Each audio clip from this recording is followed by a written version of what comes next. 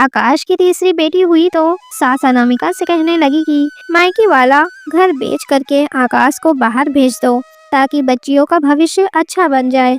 तो अनामिका ने बूढ़ी माँ को राजी करके घर बेच दिया और आकाश सिंगापुर चला गया। और जब अच्छे पैसे कमाने लगा तो माँ और बहनों ने कहा, अनामिका को तलाक दे दो, तुम्हारी शादी अच्छी जगह कर देते हैं और बच्चियों का बोझ भी उतर जाएगा। फिर आकाश ने अनामिका को तलाक का नोटिस भेज दिया और खुद दूसरी शादी कर ली।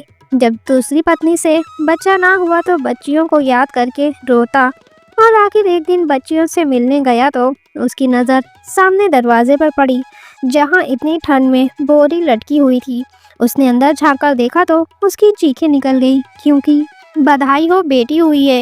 लेडी डॉक्टर ने बाहर आकर बताया तो आकाश समेत साथ खड़े हुए जितने भी लोग थे सभी के चेहरे एकदम उदास लहरा गई। फिर से बेटी पैदा कर ली, भगवान जाने ये औरत क्यों ब्याह कर ले आई। मैं अपने बेटे आकाश के लिए 4 सालों से बैठकर खा रही है, दुनिया की हर चीज़ इसे दी है, लेकिन इसके बाद भी एक बेटा तक तो दे नहीं सकी मेरे आकाश को। हाँ, ये देखो कैसा छोटा सा मुंह निकल आया है आकाश का। आकाश की माँ अपनी बेटियों के साथ टुकड़े बांट रही थी। बेटियां भी झूठ मूठ के आंसू बहाने लगी। लेडी डॉक्टर ने पास से गुजरते हुए इन सबको रोते देखा तो हैरत से बोली, आप लोग रो क्यों रहे हैं? बेटियों के जन्म पर तो खुशी मनाना चाहिए, वो तो लक्ष्मी का रूप होती है। लेडी डॉक्टर ने कहा तो आकाश की माँ ने हाथ उठाकर कहा, बस करो डॉक्टर, हमारे पास पहले ही 2 पोतियां हैं, एक और पोती की उम्मीद नहीं थी, हमें तो लड़का चाहिए था। लड़का वंश बढ़ाता है, जो बड़ा होकर आकाश का हाथ बटाता, लेकिन इसने फिर एक लड़की पैदा करके हमारे हाथ में थमा दी। नर्स छोटी बच्ची लाकर आकाश के हाथों में दे गई थी। आकाश ने बेटी को देखा, गोल मटोल बिल्कुल आकाश के जैसी। आकाश ने उसे प्यार से सीने से लगा लिया। उन्हें अनामिका से मिलने की अनुमति दे दी गई थी। वो अंदर बिस्तर पर लेटी थी। सास ने तो उससे मिलने से साफ इनकार कर दिया। उनके ख्याल में अगर उसने तीसरी बेटी पैदा की है तो इसमें उसी का दोष था। नंदे भी मुंह बनाकर बाहर ही सास के पास बैठी रही। आकाश कुछ देर सोचता रहा और फिर अंदर अनामिका के पास चला गया। कैसी हो अनामिका? उसने जाते साथ ही पूछा। अनामिका ने निगाह चुरा ली। मुझे माफ कर दीजिए आकाश, मैं इस बार भी आपको बेटा नहीं दे सकी, अनामिका ने कहा तो आकाश दाएं बाएं देखने लगा। अच्छा छोड़ो इस बात को, डॉक्टर से डिस्चार्ज लेकर घर चलते हैं, माँ ज्यादा देर यहाँ बाहर नहीं बैठी रह सकती, आकाश ने कहा तो अनामिका हैरत से उसे देखने लगी। उसने अभी अभी एक बच्चा पैदा किया था, मगर आकाश तो ऐसे बात कर रहा था जैसे वो मामूली दवाई लेने आई हो। थोड़ी देर बाद माँ भी कमरे में आ गई। मैंने तुझे कितनी बार समझाया था कि प्रेगनेंसी के समय भगवान से प्रार्थना करती रहना कि तेरी गोद में लड़का डाल दे ताकि मेरे आकाश के भी भाग्य कुछ खुल जाए, मगर तू तो है ही करमजली। जब से खुद आई है तब से मेरे आकाश को हाथ तंग है। नौकरी की सैलरी से पहले ही इसका गुजारा नहीं होता। 2 बेटियां हैं, तीसरी एक और आ गई। सास दुपट्टा मुंह डालकर फिर से रोने लगी। अनामिका अपनी जगह अपराधी सी बन गई थी। न चाहते हुए भी अनामिका अपनी बेटी को अपने लिए बोझ समझने लगी। अनामिका बच्ची को लेकर घर आई तो घर में सबका मूड खराब था। आते साथ ही उसे किचन में कामों में झोंक दिया गया। वो दुखते हुए शरीर के साथ हांडी रोटी करने लगी। उसकी हालत बुरी थी, मगर सास को उस पर दया ही नहीं आ रही थी। उसे घर लाते ही आकाश खामोशी से अगले दिन ही काम पर चला गया था। जितने दिन काम करता है उसे उतने दिन ही पैसे मिलते थे और अब तो खर्चे और भी बढ़ गए थे। वैसे भी वो माँ और बहनों के अनामिका के साथ व्यवहार पर कुछ भी नहीं कहता। धीरे धीरे दिन गुजरने लगे। अनामिका की छोटी बच्ची बड़ी होने लगी, मगर अभी उसे सिर्फ 3 महीने ही हुए थे जब आकाश के साथ वो घटना हो गई। एक दिन वो काम से घर आया तो उसके चेहरे पर परेशानी झलक रही थी। वो थके थके कदमों से चलता हुआ आया और आंगन में पड़ी अकेली चारपाई के ऊपर बैठ गया। अनामिका किचन में काम कर रही थी। उसकी नज़र आकाश पर पड़ी तो उसने तुरंत बाहर निकलकर पूछा, क्या बात है आकाश, आज जल्दी घर आ गए हो? आकाश ने कोई जवाब ना दिया। अनामिका पानी का गिलास लेकर किचन से आई। इतने में ही अंदर कमरे से अनामिका की सास बाहर निकल आई।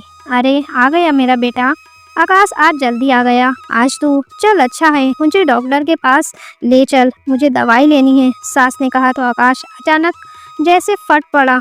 नहीं ले जा सकता माँ आपको डॉक्टर के पास, क्योंकि मेरे पास पैसे नहीं हैं और मुझे नौकरी से भी निकाल दिया गया है। घर में जो थोड़े बहुत पैसे आते हैं अब वो भी नहीं आ पाएंगे। मैं सोच सोच कर पागल हो रहा हूँ। आखिर मैं घर के खर्चे पूरा कैसे करूँगा। आकाश तो जैसे फूट फूट कर रोने वाला हो गया था। किचन के पास पानी का गिलास लेकर खड़ी अनामिका भी हक्का बक्का रह गई। सास का भी मुंह थोड़ी देर के लिए खुला और फिर एकदम उन्होंने अपना सीना पीटना शुरू कर दिया। हाय हाय, मेरे बेटे के तो भाग्य ही फूट गए हैं। कहते हैं कि लक्ष्मी औरत के भाग्य से आती है, मगर अनामिका तू तो है ही मनहूस। जब से मेरे बेटे के साथ तेरी शादी हुई है घर में आए दिन कोई ना कोई मुसीबत आ जाती है। माँ ने ले जाकर घुमा फिरा कर अनामिका के सिर पर डाल दी। अनामिका अपनी जगह मुजरिम सी बन गई। अब वहाँ क्या खड़ी है। ला पानी दे मेरे आकाश को। मेरा बच्चा कितना ज़्यादा परेशान है, तो इसकी तो मदद कभी नहीं कर सकती। बस 3 बेटियां पैदा करके इसके सर पर बोझ चढ़ा दिया है। भगवान जाने मेरा आकाश इस सब से कैसे निपटेगा। माँ भी सर पर हाथ रखकर लेट गई थी। अनामिका शर्मिंदा होते हुए आकाश के लिए पानी लेकर आई, मगर उसने भी पानी पीने से मना कर दिया। और इसके बाद तो जैसे मुसीबतों का एक नया सिलसिला शुरू हो गया। घर में 3 जवान बहनें थी जिनकी शादियां करनी थी। ये अलग बात थी कि वो सारा दिन पलंग तोड़ती और भाभी को परेशान करने का काम करती थी, मगर घर में रखे हुए पैसे धीरे धीरे खत्म होने लगे। अनामिका बहुत ही कंजूसी से घर का सामान मंगवाती, लेकिन इसके बाद भी घर में रखे पैसे आखिर कितना समय चल सकते थे। उस दिन वो अलमारी खोलकर खड़ी अंदर रखे हुए पैसे गिन रही थी। उसके चेहरे पर परेशानी दिखने लगी थी। बच्चियों के दूध का निकाल कर सिर्फ रोज की दाल सब्जी के लिए ही पैसे कम पड़ रहे थे। क्या गिन रही थी। अनामिका कौन सी दौलत छुपा कर रखी है यहाँ पर। सास कमरे में आई तो उन्होंने पूछा। अनामिका घबरा गई। कुछ नहीं माँ जी, बस पैसे गिन रही थी, उसने दबी दबी आवाज में कहा। यहाँ मेरे पास आकर बैठो, तुमसे एक बात करनी है। अनामिका की सास ने अनामिका को प्यार से अपने पास बुलाया। अनामिका हैरान हुई कि सास ने कभी मुझे इतने प्यार से बुलाया तो ना था, लेकिन फिर खामोशी से आकर बैठ गई। देख अनामिका, आकाश पर बड़ा ही कठिन समय आया है। मेरा एक रिश्तेदार सिंगापुर में रहता है।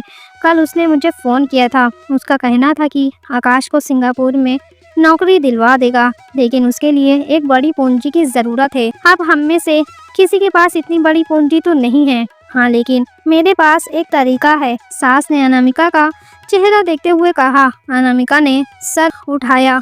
माँ जी, ये तो बड़ी खुशी की बात है कि आकाश की सिंगापुर में नौकरी लग जाएगी, मगर वो क्या तरीका है। अनामिका ने पूछा तो सास ने थोड़ी देर अपना सर खुजाया, फिर बोली, तुम्हारे पिता का इतना बड़ा सा मकान है भाई, तुम्हारा कोई है नहीं, बस एक तुम्हारी बूढ़ी माँ है जो वहाँ रहती है। एक काम करने वाली है जो उनका ख्याल रखती है। अगर तुम थोड़ी सी मदद करो तो अपनी माँ से कहकर वो मकान बेच दो और वो पैसे आकाश को दे दो, ताकि वो बाहर जाकर पैसे भेजे। 3 बेटियां तो पैदा करके तुमने दे दी है, आखिर उनका खर्च भी तो उठाना है। अपनी बूढ़ी माँ को कहो कि कहीं किराए पर चली जाए। आकाश पैसे भेजेगा तो तुम किराया भर दिया करना। सास ने आराम से सारी प्लानिंग उसे समझा दी थी। अनामिका हक्का बक्का उनका मुंह देखने लगी। ये आप क्या कह रही हैं माँ जी, वो मेरे पिता का मकान है और बहुत काफी पैसों का है। अनामिका ने कहा तो सास एकदम से उखड़ गई। हाँ, ज्यादा कीमत का है तो उसको सजा कर क्या करना है। अच्छा यही है कि उसे बेचो और आकाश को पैसे दे दो, वरना मैं अभी आकाश से बोलूंगी कि वो तुम्हें खड़े खड़े घर से निकाल देगा। आखिर 3 बेटियों की माँ को रखकर उसने करना क्या है। सास की बात सुनकर अनामिका के पैरों तले जमीन निकल गई, मगर उन्होंने बात ही ऐसी कर दी थी कि अनामिका को माँ से बात करनी ही पड़ी। वो उसी दिन कुछ गलियां छोड़कर माँ के घर में चली गई। वो बूढ़ी थी, अनामिका को देखते ही बहुत खुश हुई। भगवान के लिए माँ इस मकान को बेचकर आकाश को पैसे दे दे। उन्होंने सिंगापुर जाना है, मेरी मदद करे, वरना मेरी सास मुझे तलाक दिलवा देगी। 3 बेटियां पैदा करने के जुर्म में अब उस घर में मेरी हैसियत वैसे ही खत्म हो गई है। अनामिका गिड़गिड़ाते हुए माँ के पांव पकड़े बैठी थी। अनामिका की माँ घबरा गई, अनामिका को ऊपर अपने बराबर बिठाया और उसके आंसू साफ करने लगी। चिंता मत कर मेरी बेटी, अगर इस घर को बेचकर तेरा घर बसा रहता है तो मुझे कोई आपत्ति नहीं है। तू आज ही पेपर्स ले जा। और जिसकी हाथ मर्जी इस घर को बेच दे। अनामिका रोती हुई माँ से कितना प्यार करती थी, मगर इस शाम को वापस आई तो पेपर्स लेकर आई थी। पेपर्स उसने आकाश के हवाले किए तो वो और उसकी माँ और बहनें खुश हुई। आकाश ने फौरन जाकर एक प्रॉपर्टी डीलर को पेपर्स दिए और मकान की अच्छी कीमत में बिक गया। अनामिका की बूढ़ी माँ अपने एक दूर पार के रिश्तेदार के घर चली गई। ये तो बहुत बड़ी पूंजी है माँ, और मैं आसानी से सिंगापुर चला जाऊंगा। आकाश ने खुशी से माँ को देखते हुए कहा।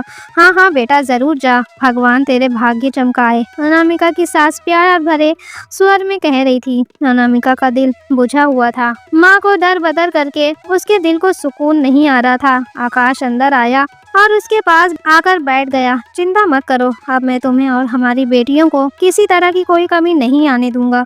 अभी अभी अनामिका ने इतनी बड़ी कीमत का मकान आकाश के हवाले किया था, इसलिए उसके सर पर अनामिका के उपकार का बोझ सवार था।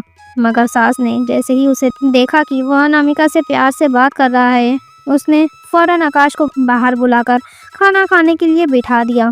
अनामिका खामोश अंदर बैठी रह गई। आकाश के सिंगापुर जाने की सारी तैयारियां पूरी हो गई और जल्द ही उसका बुलावा आ गया। सामान पैक करके वह चला गया और जाते जाते उसने अनामिका से वादा किया कि वह बहुत जल्द पैसे कमाकर भेजना शुरू करेगा, ताकि ये तीनों बेटियों का अच्छा भविष्य बन जाए। नन्ही बेटियां बाप को जाता हुआ देखकर माँ का पल्लू थामे पड़ी थी। मम्मी पापा कहाँ जा रहे हैं, वह मासूमियत से पूछ रही थी। अनामिका बस आंसू पी कर रह गई। जानती थी आकाश के रहते हुए भी उसके घर में कोई हैसियत ना थी। अब उसके जाने के बाद तो सास और नंदे उसका जीना हराम कर देंगी। और ऐसा ही हुआ। पूरे घर का काम वैसे ही अनामिका से करवाया जाता था। अब सास और नंदों ने हर जगह मशहूर करना शुरू कर दिया कि अनामिका ने खुद आकाश को जबरदस्ती सिंगापुर भेजा है, ताकि वह पैसा कमाकर भेजे। उसकी इच्छाएं यहाँ की कमाई से पूरी ही नहीं हो पा रही थी। जो भी सुनता अनामिका को बुरा भला कहने लग जाता था। पड़ोस में से जो भी कोई आता, अनामिका की सास उसके सामने रोने धोने लग जाती। 3 बेटियां पैदा करके हमारे सामने रख दी हैं, कौन इन्हें पढ़ाएगा लिखाएगा और इनकी शादियां करेगा। लाखों का दहेज देना कहाँ का आसान काम है आजकल, सास कहती जाती और सुनने वाला सर हिलाता जाता। अनामिका बेचारी शर्मिंदा होती रहती। अब तो बिटिया भी बड़ी हो रही थी, वो सारी बातें समझती थी और हैरत से माँ से पूछती, मम्मी क्या हम बोझ है? बोझ क्या होता है? दादी हमें इस तरह क्यों कहती है? अनामिका खामोश हो जाती। बेचारी वो क्या कहती। पहले महीने तो आकाश को कोई काम ना मिला, मगर दूसरे महीना उसकी अच्छी नौकरी लग गई। अब उसने हर महीना पैसे भेजने शुरू कर दिए थे, मगर परेशानी यह थी कि सारे पैसे सास के अकाउंट में आते। आकाश के जाने से पहले सास ने अपना अकाउंट बैंक खुलवा लिया था। माँ जी, मुझे कुछ पैसे दे दे, मैंने बच्चियों का स्कूल में एडमिशन करवाना है। आकाश ने इस महीने अच्छी खासी पूंजी भेजी थी। अनामिका ने अपनी सास से कहा, तो तूने क्या करना है बच्चियों का स्कूल में एडमिशन करवा के? कल को उन्होंने दूसरे घर ही जाना है। शिक्षा और पढ़ाई लिखाई पर जितना पैसा खर्च करोगी वो सारा बेकार हो जाएगा। 2 टाइम ही रोटी खा रही है ना, यही बहुत है। कोई जरूरत नहीं है इन्हें अच्छे स्कूलों में एडमिशन करवाने की। हाँ, अगर ज्यादा दिल चाह रहा है तो जाकर सरकारी स्कूल में नाम लिखवा दो। मेरे पास कोई पैसे नहीं है। सास ने सर झटका। अनामिका हक्का बक्का रह गई। उसे याद आया कि सास ने तो इसकी माँ के मकान का किराया भरने की भी हामी भरी थी। माँ जी, मगर बच्चियों को पढ़ाना जरूरी है, और आकाश ने कहा था कि वो इनके लिए पैसे भेजेंगे। अनामिका ने कुछ कहने की कोशिश की, तभी बड़ी नंद अंदर से आ गई। आकाश भाई का नाम लेने की कोशिश मत करो, वो तो जब से गए हैं उन्होंने तुमसे बात तक नहीं की। वो तुमसे और तुम्हारी बेटियों से जान छुड़ाए गए हैं। समझ क्यों नहीं आता तुम्हें? बड़ी नंद ने कहा तो अनामिका चुप रह गई। ये बात तो सच थी। जब से आकाश यहाँ से गया था उसने अनामिका को कोई फोन नहीं किया था। यूँ भी तो बस लिए दिए रहने वाला इंसान था। सास और नंदे अब आपस में बैठकर इस महीने होने वाले खर्चे का हिसाब लगा रही थी। इन खर्चों में अनामिका की बेटियों के लिए कोई पैसा नहीं था। अनामिका के पास मोबाइल फ़ोन नहीं था। वो जानती थी कि सास उसे आकाश से बात करने नहीं देंगी, इसलिए पड़ोस के घर चली गई। वहाँ से मोबाइल लेकर उसने आकाश का नंबर मिलाया। कुछ देर तक बेल जाती रही और फिर आकाश ने फ़ोन उठा लिया। वो थका हुआ था। आकाश, मैं अनामिका बात कर रही हूँ। मुझे बच्चियों की शिक्षा के लिए कुछ पैसे चाहिए। माँ जी मुझे पैसे नहीं दे रही हैं। आप मुझे अलग से पैसे भेज दिया करें ताकि मैं इनको स्कूल में भेज दिया करूं। अनामिका ने आकाश से कहा। दूसरी ओर शायद वो ड्यूटी करके आया था, थका हुआ था। यार तुम लोगों के पैसों की डिमांड ही खत्म नहीं हो रही है। मैं यहाँ जानवरों की तरह काम करके तुम लोगों को पैसे भेजता हूँ, मगर तुम्हारा तो लालच का पेट ही नहीं भरता। तुम्हें और पैसे चाहिए। अभी 2 दिन पहले तुम्हें माँ से कहकर पैसे मंगवाए हैं कि बच्चियों के नए कपड़े लाने हैं। ये बेटियां तो मेरे लिए मुसीबत बन गई हैं। ना वहाँ सुकून था और ना यहाँ सुकून है। अब तुम मुझे फोन मत करना, मेरे पास कोई पैसे नहीं हैं और तुम्हें तुम्हारी बेटियों को पालने के लिए। आकाश ने खटाक से फोन बंद कर दिया। अनामिका हक्का बक्का मोबाइल की ओर देखने लगी। ऐसा तो कभी हुआ ही नहीं था। उसने तो कभी सास को कहकर पैसे नहीं मंगवाए थे। अनामिका जब वापस आई तो ये देखकर उसके पैर दरवाजे में ही रुक गए कि अंदर आंगन में बैठी मोबाइल पर किसी से बात कर रही थी, और जिस तरह से बात कर रही थी यूँ लग रहा था जैसे पता नहीं कितनी खास बात है। अनामिका दरवाज़ा बंद करके अंदर आई। तभी सास ने कहा, हाँ आ गई तेरी पत्नी, न जाने किसके घर जाकर मेरी शिकायतें लगाती फिर रही हैं। अनामिका ने एक झटके से पलट कर देखा। आकाश ने उसका फ़ोन काटने के बाद अपनी माँ को फ़ोन मिला दिया था। उसे बहुत दुख हुआ, मगर उसने कुछ ना कहा और खामोशी से किचन में चली गई। नन ने आकर आदेश दे दिया था कि आलू गोभी की सब्जी चढ़ा ले। वह खामोशी से खाना बनाने लगी। बेटियां गंदे कपड़ों में घर से बाहर खेल रही थी। अनामिका के दिल को कुछ होने लगा। इनका पिता इनकी शिक्षा पर 1 रुपए खर्च करने को तैयार नहीं था, मगर घर में तरह तरह के खाने बन रहे थे। तीनों नंदे आए दिन शॉपिंग पर चली जाती थी। सास भी अपने लिए ढेरों ढेर ड्राई फ्रूट लेकर आई थी। अनामिका का दिल खून के आंसू रोने लगा, मगर वो सब सहन करके काम करती रही। जब पति ही उसके साथ ना था तो वो किससे अपनी शिकायत करती। बूढ़ी माँ को तो उसने खुद दर बदर कर दिया था अपने पति और सास की बातों में आकर। अगले दिन सास सुबह सुबह जागी तो उन्होंने अनामिका से कहा, सामने दर्जी की दुकान खुली है जहाँ ये तीनों बहनों के जोड़े उसे दे आए हैं। मोहल्ले में शादी है ना, तो उन्होंने पहनकर जाने हैं। अनामिका ने खामोशी से बड़ी बेटी का हाथ पकड़कर जोड़े लेकर निकल पड़ी। खुद उसके अपने कपड़े खराब हो रहे थे। बच्ची के पैर में टूटी हुई चप्पल थी, मगर सास को ये सब नज़र कहाँ आता था। पीछे से सास ने जब देख लिया कि अनामिका चली गई है, फौरन फ़ोन आकाश को मिला दिया। आकाश, मेरा बेटा कैसा है तू? माँ ने प्यार से कहा। दूसरी ओर आकाश कल वाली बात पर परेशान था। माँ, मैं अनामिका और बच्चियों के कारण बहुत परेशान हूँ। वो आए दिन इतने पैसे मंगवाती है। आप हर समय बताती है कि उनके खर्चे कम नहीं होते। मुझे समझ नहीं आता मैं क्या करूं। मैं डबल ड्यूटी करता हूं, तब भी कुछ पैसे ही नहीं बचा पा रहा हूं। सारी उम्र यहाँ नहीं रह सकता मैं। आकाश के स्वर में झुंझुलाहट थी। सास मुस्कुरा दी। बस बेटा, इसीलिए तुझ आज फ़ोन किया है। भला तूने ठेके लिए हैं इन 3 बेटियों को पालने के और उन्हें ब्याहने के। कल को लाखों का दहेज लेंगी और भगवान ना करे अगर कोई घर से भाग गई तो तेरी कितनी बदनामी होगी। सारी इज्जत मिट्टी में मिल जाएगी। अच्छा है कि करम जली को तलाक दे दे, जिसने आज तक एक बेटा नहीं दिया, और दूसरी शादी कर ले। ये तो तुझे बेटा देने से नहीं रही। सास की बातों पर आकाश एकदम सख्त में आ गया, मगर माँ की बात कुछ कुछ उसके दिल में लगी थी। रुपया पैसा आ गया था। अब ढलती उम्र की पत्नी उसको वैसे भी अच्छी नहीं लग रही थी, और यूं भी शुरू से ही अनामिका के साथ उसका दिल ना मिला था। आकाश ने कुछ समय तो बात घुमाई, मगर फिर आखिर मान ही गया। अनामिका घर आई तो सास मुस्कुरा रही थी। तीनों नंदे भी उनके दाएं बाएं बैठी खोजती हुई नजरों से अनामिका को देख रही थी। चल अनामिका, अपना सामान बांध और यहाँ से निकलती बन। मेरा बेटा तुझे तलाक देने वाला है, सास ने मजा लेने वाले अंदाज में कहा। अनामिका हक्का बक्का रह गई। अभी तो वो इनके काम करके आ रही थी, ये आप क्या कर रही हैं? उसने घबरा कर पूछा। तभी उनके मोबाइल पर दोबारा से कॉल आने लगी। सास ने कॉल रिसीव करके स्पीकर ऑन किया और झट से अनामिका के हाथ में थमा दिया। अनामिका ने घबरा कर पूछा, आकाश आप ये क्या कर रहे हैं? मेरा और मेरी बेटियों का क्या होगा? मगर दूसरी ओर आकाश तो कवारी और कम उम्र की लड़की से शादी करने के सपने सजा चुका था। उसने अनामिका की एक ना सुनी और बोला, मैंने वकील से बात कर ली है, वो आज ही तुम्हें डिवोर्स के पेपर्स दे जाएगा, चुपचाप साइन कर देना। अनामिका घबरा कर वहीं जमीन पर बैठती चली गई। मोबाइल उसके हाथ से छूटकर नीचे जा गिरा। न जाने कितनी देर तक वो रोती रही और सास से मिन्नतें करती रही कि उसके साथ ऐसा ना करे, लेकिन अब क्या हो सकता था। तभी दरवाजे पर वकील भी आ गया था। सास और नंदे ने जबरदस्ती उससे साइन करवा ली। तीनों बेटियां परेशान माँ की ये हालत देख रही थी अनामिका की। सास और उसकी तीनों बेटियों ने धक्के मारकर अनामिका को घर से निकाल दिया। माँ को वो पहले ही निकाल चुकी थी। अब उसके पास रहने के लिए कोई ठिकाना नहीं था। इसके हाथ में वही कुछ रुपए थे जो दर्जी की दुकान से उसे वापस मिले थे। तीनों बेटियों को अपने साथ लिपटाए अनामिका चलने लगी। इसे अपनी एक दोस्त का घर याद आया था। वो खामोशी से वहां जा पहुंची। दोस्त शादीशुदा थी और बच्चों वाली थी। उसने अनामिका को अपने दरवाजे पर देखा तो खटक गई, मगर उसने अनामिका को अपने घर शर्म देने से साफ मना कर दिया। वो अपने पति के सामने किसी दूसरी औरत को नहीं लाना चाहती थी, मगर उसने अनामिका की इतनी मदद की कि घर के साथ खाली पड़े एक प्लॉट में रहने की अनुमति दे दी, जहां एक टूटा फूटा सा कमरा बना हुआ था। अनामिका खामोशी से अपनी बेटियों को लेकर वहीं रहने लगी।